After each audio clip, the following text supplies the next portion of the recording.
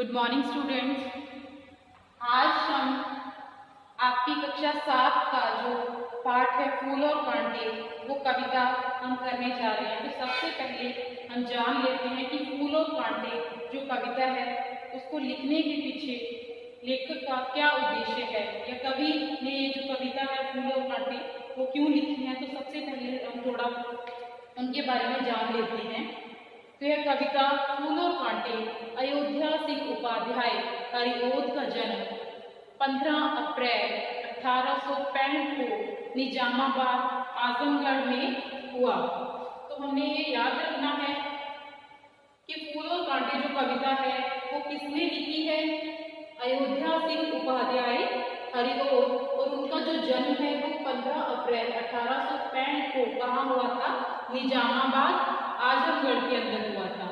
तो विद्यालय की नियमित पढ़ाई में अस्वस्थता बाधा बनी कि जैसे ही वो स्कूल की उनकी पढ़ाई शुरू हुई तो क्या है कि उनकी जो सेहत है, उनका जो स्वास्थ्य है वो ठीक नहीं रहता था। उसके कारण क्या है कि उनकी अस्वस्थता उनकी पढ़ाई के अंदर बाधा बन रही थी। और घर पर ही उन्होंने क्या है संस्कृत, उर्दू, फारसी, बांग्ला, पंजाबी, अंग्रेजी जो भाषाओं का अध्ययन किया। तो आपको क्वेश्चन ये भी आ सकता है कि उनकी जो पढ़ाई के अंदर क्या बाधा बन रही थी, तो आप वहाँ पे लिखोगे अस्वस्थता जो है वो बाधा बन रही थी। और उन्होंने घर पर रह के कौन कौन सी जो भाषाओं का अध्ययन किया, उसके अंदर आप लिखोगे संस्कृत, उर्दू, फारसी, बांग्ला, पंजाबी और अंग्रेजी। उसके बाद है ये 1883 को मिडिल स्कूल के हेडमास्टर की 1883 को क्या है ये मिडिल स्कूल के हेडमास्टर भी रहे, ये भी ध्यान रखना है आपको। 1890 को क्या है कि इन्होंने कानूनों की जो परीक्षा है वो पास करने के बाद कानूनों तथा 1923 में पद से अवकाश के बाद तो इन्होंने क्या है कि 1883 को मिडिल स्कूल के हेडमास्टर रहे। उसके बाद 1890 को क्या है इन्होंने कानूनगो की जो परीक्षा है वो पास की, और 1923 के अंदर क्या है उन्होंने इस पद से अवकाश ले लिया, छुट्टी ले ली। उसके बाद काशी हिंदू विश्वविद्यालय की काशी हिंदू विश्वविद्यालय में प्राध्यापक रहे। तो प्राध्यापक होता है प्रोफेसर, कि यह जो विश्वविद्यालय था काशी हिंदू, उनमें ये क्या है कि जो प्राध्यापक के जो पोस्ट पे भी रहे हैं, प्रोफेसर के पोस्ट पे भी यह रहे हैं। उसके बाद क्या है कि 16 मार्च 1947 को कि जब हमारा जो देश है वो आज़ाद हुआ 1947 को, तब जो है इनका निधन हो गया। तो ये बातें सारी की सारी, इसमें से बहुत सारे क्वेश्चंस बनते हैं जिसको आपने ध्यान में रखना है कि फूल और कांटे किसने लिखी है, उनका जन्म कब हुआ, कहाँ हुआ, उन्होंने जो पढ़ाई है वो कहाँ रहकर की, उनकी पढ़ाई में क्या चीज़ बाधा बनी, उन्होंने कौन कौन सी भाषाओं का ज्ञान था या अध्ययन किया। उसके बाद उन्होंने मिडिल स्कूल के अंदर वो हेडमास्टर रहे, या मिडिल स्कूल में वो कौन सी पोस्ट पे थे, किस सन के अंदर कानूनगो की परीक्षा उन्होंने कब पास की, कितने साल तक उन्होंने जो कानूनगो का के पोस्ट पर रहे हैं, उसके बाद उन्होंने कब कानूनगो के पोस्ट से अवकाश लिया, छुट्टी ली। उसके बाद जो है अवकाश के बाद उन्होंने काशी विश्वविद्यालय के अंदर प्राध्यापक रहे, प्रोफेसर के पोस्ट पे रहे। उसके बाद जो उनका निधन है वो कब हुआ, 16 मार्च 1947 को क्या है इनका निधन हुआ। इसके बाद इस कविता के विकास में इनकी देन अविस्मरणीय है कि कविता के विकास के अंदर जो कविताएं जैसे जैसे लिखी जाने लगी हैं, उसके बाद हरिओद ने क्या है इसके विकास के अंदर अपना बहुत ज़्यादा जो योगदान है वो दिया है, अविस्मरणीय, कि इसको जो है वो बुलाया नहीं जा सकता। प्रिय प्रवास महाकाव्य खड़ी बोली में रचकर, तो यह प्रिय प्रवास जो है वो महाकाव्य का नाम है जो कि खड़ी बोली के अंदर लिखा गया है। तो इसी के अंदर आपके 3 क्वेश्चंस बनते हैं कि हरिओद ने कौन सा जो महाकाव्य लिखा, प्रिय प्रवास, और प्रिय प्रवास जो है वो कौन से काव्य में आता है, महाकाव्य के अंदर। और जो महाकाव्य प्रिय प्रवास लिखा गया है उसकी जो भाषा है वो कौन सी थी, तो वो लिखोगे आप खड़ी बोली। उसके बाद इन्होंने कहा कि प्रथम महाकाव्यकार का स्थान अपने लिए निश्चित किया। हरिओद को क्या है कि प्रथम महाकाव्यकार कहा जाता है, कि सबसे पहले उन्होंने जो है वो महाकाव्य लिखा प्रिय प्रवास खड़ी बोली के अंदर। तो सबसे पहला जो स्थान है वो महाकाव्य वर्ग का किसे दिया जाता है, हरिओद को दिया जाता है। ये भी आपने जो बात है वो ध्यान में रखनी है। उसके बाद है इनकी साहित्य क्या क्या देन थी, इन्होंने साहित्य के अंदर कौन कौन सी जो रचनाएं की हैं। तो सबसे पहले हमने पढ़ा कि महाकाव्य लिखा था इन्होंने प्रिय प्रवास, वो खड़ी बोली के अंदर लिखा था। तो इन्हें प्रथम महाकाव्य वर्ग का जो उपाधि है या स्थान है वो भी दिया जाता है। इसके बाद प्रिय प्रवास के बाद इन्होंने कौन सा महाकाव्य लिखा है, वैदेही वनवास। उसके बाद महाकाव्य के बाद इन्होंने जो उपन्यास भी लिखे हैं, अदखिला फूल, खेत, हिंदी का ठाट, ये दो बहुत ही महत्वपूर्ण उपन्यास हैं। उसके अंदर इन्होंने खेत हिंदी का ठाट है के अंदर जो गांव की दशा है उसके बारे में बहुत ही अच्छे रूप से जो है वर्णन किया गया है। अदखिला फूल भी इनका बहुत ही महत्वपूर्ण जो उपन्यास है वो रहा है। उसके बाद इन्होंने मुक्तक काव्य लिखा है। मुक्तक का मतलब होता है कि हम इसके अंदर ज्यादा छंदों का, अलंकारों का भाव जो है वो नहीं रखते हैं। मुक्तक काव्य का मतलब होता है कि हम अपने जो विचार हैं उनको खुले रूप में जो है प्रकट करते हैं। वो मुक्तक काव्य उन्होंने कौन कौन से लिखे हैं, चोखे चौपदे, चुप्पे चौपके, कल्पलता, पारिजात, बोलचाल तथा हरिओद सत्सई। तो इनके जो अयोध्या सिंह उपाध्याय के नाम के पीछे जो हरिओद की उपाधि है वो किस वजह से लगती है, तो जब उन्होंने हरिओद सत्सई लिखा है जो इनका महत्वपूर्ण काव्य है, इसी की वजह से जो ये है हरिओद की उपाधि भी दी जाती है। तो ये भी आपसे क्वेश्चन जो है वो पूछा जा सकता है कि अयोध्या सिंह उपाध्याय को हरिओद की उपाधि किस वजह से दी जाती है। तो आपने लिखना है कि हरिओद जो हरिओद सत्सई इन्होंने लिखा उसके बाद इनको जो है हरिओद की उपाधि दी गई है। उसके बाद ब्रज भाषा में रस कलश इनकी प्रतिभा दर्शाता है कि इन्होंने रसों के बारे में जो है वो जानकारी ब्रज भाषा के अंदर दी है, जिसको संकलित किया गया है रस कलश के अंदर। इनके साथ ही नाटक तथा आलोचना का भी जो है योगदान मिला है। नाटक भी इन्होंने लिखे हैं। उसके बाद आलोचनात्मक का जो आलोचनात्मक कार्य है उनके बारे में जो साहित्य के अंदर उनका अच्छा योगदान रहा है। आलोचनात्मक कार्य का मतलब होता है कि जिस भी साथी या साथ वाले जो व्यक्ति हैं काव्य जो लिखते हैं, संस्करण लिखते हैं, निबंध लिखते हैं, कहानियाँ लिखते हैं, जब उनको पढ़ने के बाद उनको आलोचनात्मक जो विवरण है वो दिया जाता है तो उसके अंदर भी जो है अयोध्या सिंह उपाध्याय को अलग जो स्थान है वो इनका योगदान जो है वो दिया जाता है। तो इसके अंदर ही हमने बहुत सारे जो क्वेश्चंस हैं वो डिस्कस किए हैं। सबसे पहले अयोध्या सिंह हरिओद ने कौन सी कविता लिखी है आपके पाठ के अंदर वो देखना है। उनका जन्म कब हुआ, कहाँ हुआ, उन्होंने जो विश्व अपने शिक्षा कहाँ ग्रहण की, जो शिक्षा के अंदर बाधा क्या बनी, कौन कौन सी भाषाओं में उन्होंने अध्ययन किया, मिडिल स्कूल के अंदर वो कौन सी पोस्ट पे रहे, किस साल उन्होंने जो हेडमास्टर की पोस्ट पे रहे वो कानूनगो की परीक्षा कब पास की, उस पद से उन्होंने कब इस्तीफा लिया, इस्तीफा लेने के बाद उन्होंने कौन से विश्वविद्यालय के अंदर वो एज ए हेडमास्टर या प्राध्यापक के रूप में जो है वो रहे, उसके बाद उनका जो निधन है वो कब हुआ, किस साल हुआ, उसके बाद उन्होंने जो हमारे कौन सा जो उनकी रचनाओं का जो विकास हुआ, कौन सी उन्होंने कविता लिखी, उसके बाद उन्होंने जो महाकाव्य लिखा उसका क्या नाम था, प्रिय प्रवास, और उन्होंने वो कौन सी भाषा में लिखा, खड़ी बोली के अंदर लिखा।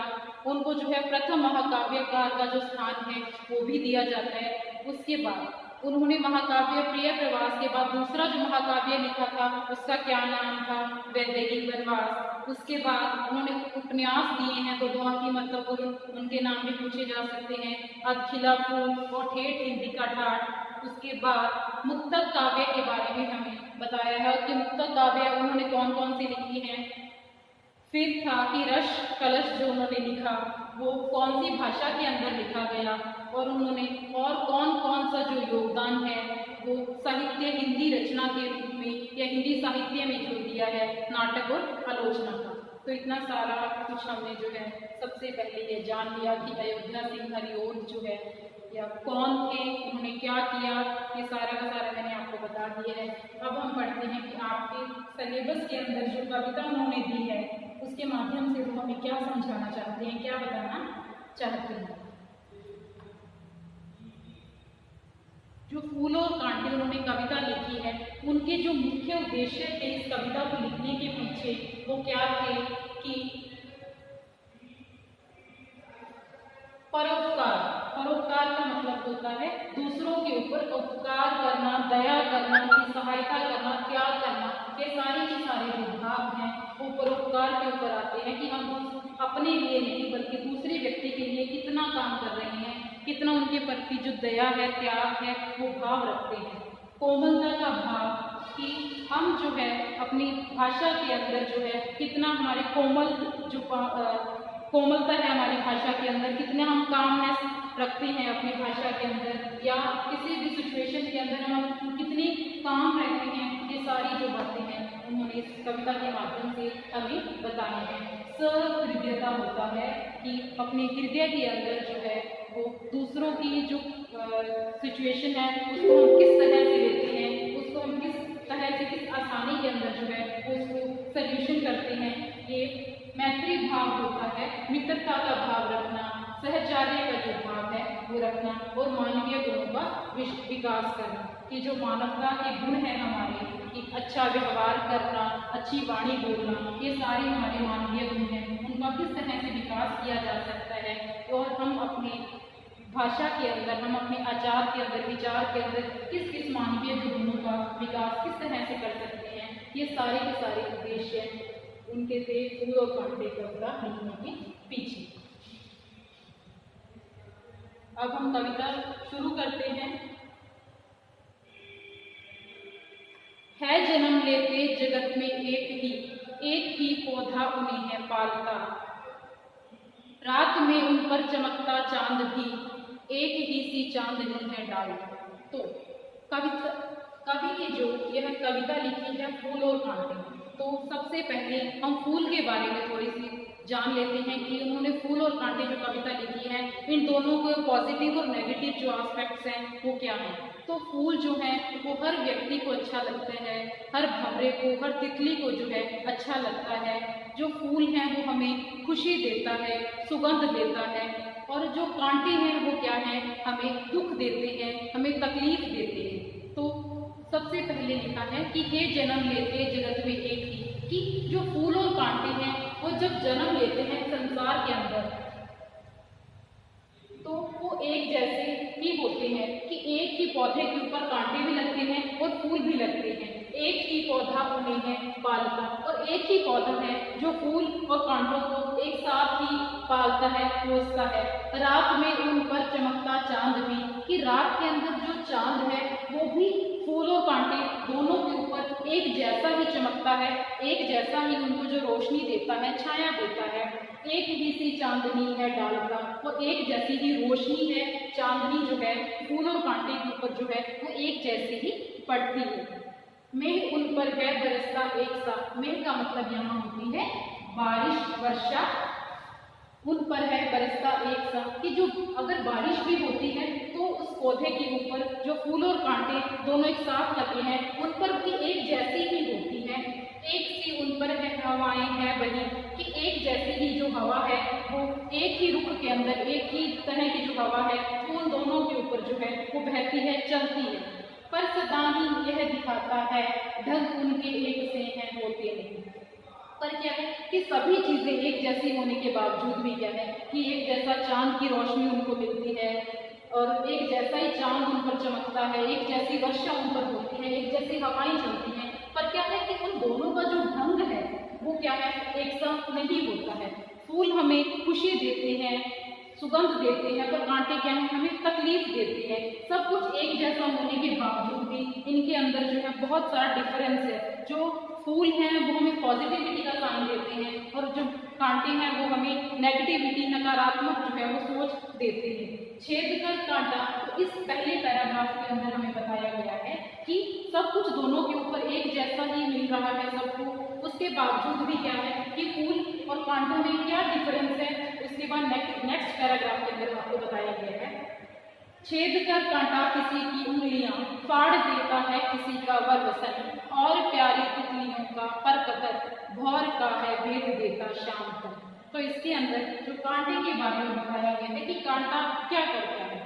छेद कर कांटा किसी की उंगलियां, कि जब कांटा किसी की उंगली पर लगता है तो वो उसकी उंगली को भेद देता है, जख्म देता है।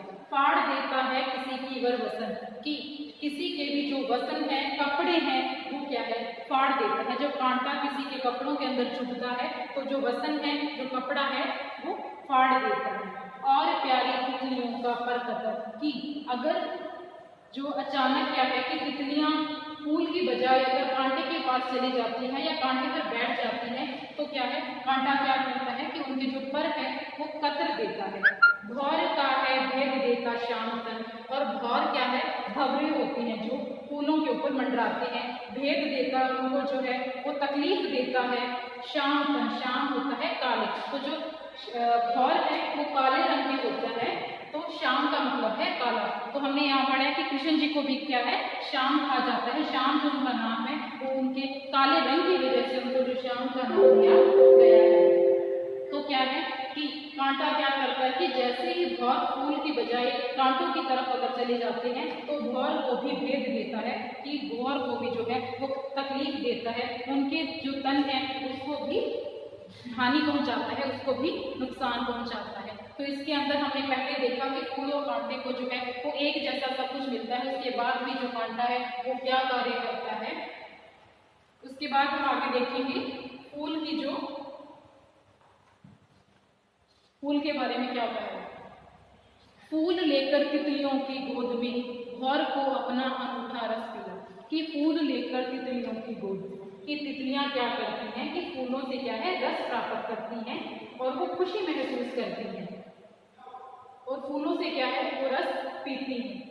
भौर को अपना अनूठा रस पिला, और जो फूल है वो क्या करते हैं कि अपना अनूठा रस, जो सुगंधित रस है, मीठा रस है, वो भौर को पिलाकर क्या है फूल खुशी महसूस करते हैं। निज सुगंधी औ का मतलब यहाँ पर बताया गया है, और निराले रंग से, कि जो फूल हैं वो अलग अलग रंगों के होते हैं और वो निज क्या है अपने आप को जो है, जो अभी उस पर बैठता है, भले वो तितलियां हैं, भले ही वो भौर है, भले ही कोई मनुष्य उनको तोड़ता है, तो क्या है कि वो खुशी महसूस करते हैं। वो अगर फूलों को कोई तोड़ता है तो वो दूसरों को क्या है अच्छी चीजें ही देते हैं, जैसे अच्छा रस देते हैं, अच्छी सुगंध देते हैं।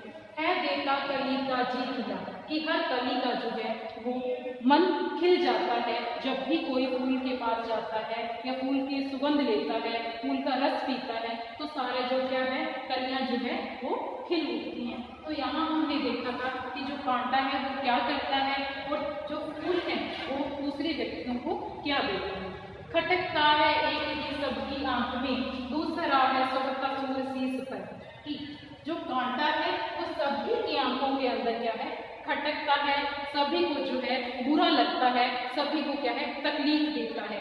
दूसरा है सोता सुर शीश पर, कि दूसरा क्या है, दूसरा यहाँ पे किसको कहा गया है, फूल को। तो पहले के अंदर कहा है खटकता है सबकी आंखों में, तो जो कांटा है वो सबकी आंखों के अंदर खटकता है। दूसरा फूल है सोता सुर शीश पर, कि जो दूसरा है सोता होता है अच्छा लगना, सुर शीश का मतलब होता है कि जो कांटा है वो हर व्यक्ति के सिर के ऊपर सजता है तो अच्छा लगता है, सुंदर लगता है। किस तरह उनकी बड़ाई काम दे।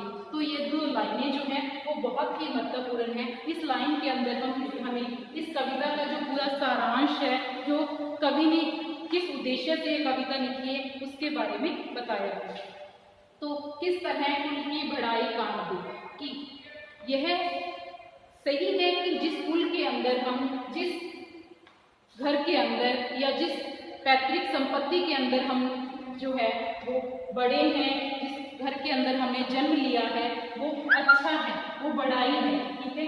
पर जो किसी में भी बड़प्पन की कसर, कि अगर किसी उच्च कुल के अंदर आप जन्म ही लेते हैं, किसी उच्च खानदान के अंदर आप जो है जन्म लेते हैं, तो क्या है कि इसके अंदर आपका कोई भी बड़प्पन नहीं है। अगर आप अच्छे कार्य नहीं करते, अगर आप किसी अच्छे दूसरों व्यक्ति के साथ जो है अपना आचरण अच्छा नहीं रखते, अपने काम अच्छे नहीं रखते या अपने कर्म अच्छे नहीं करते हैं, तो आपका कोई भी मतलब नहीं है कि आपने किस खानदान के अंदर जन्म लिया है, किस कुल के अंदर जो है आपकी परवरिश हुई है। तो सबसे पहले जो आपका धन है वो आपके काम है, आपका कर्म है। खानदान या ये सारी चीज़ें बाद में आती हैं। अगर किसी व्यक्ति का व्यक्तित्व अच्छा है, उसके काम अच्छे हैं, उसके कार्य अच्छे हैं, उसने अच्छे कर्म किए हैं, तभी जो वो व्यक्ति है वो फूल की भांति जो कहलाएगा। अगर आपने जो है गलत काम करते हो, ठीक है, किसी का दिल दुखाते हो, तो क्या है कि आप जो है दूसरों की आंखों के अंदर, लोगों की आंखों के अंदर क्या है, एक कांटे की भांति चुभते हो। तो ये जो है वो आपके एक मनुष्य जाति के रूप में आपको फूल और कांटे कविता के माध्यम से बताया गया है कि व्यक्ति को कैसा होना चाहिए। अगर आप फूल बनोगे तो हर व्यक्ति को अच्छे लगोगे, हर व्यक्ति आपको पसंद करेगा, आपसे बात करना चाहेगा। अगर आप बुरे व्यक्ति बनते हो, नकारात्मक सोच रखते हो, नकारात्मक कार्य करते हो, तो आपको कांटों की भांति जो है वो रखा जाएगा और आप हर एक की जो आंख में खटकते ही रहोगे। तो अयोध्या सिंह उपाध्याय ने हमें इस फूल और कांटे कविता के माध्यम से क्या समझाया है वो आप सभी ने एक बार जो है वो ढंग से रिवाइज कर लेना। अगर किसी को कोई प्रॉब्लम हुई तो वो मुझसे पूछ सकते हैं।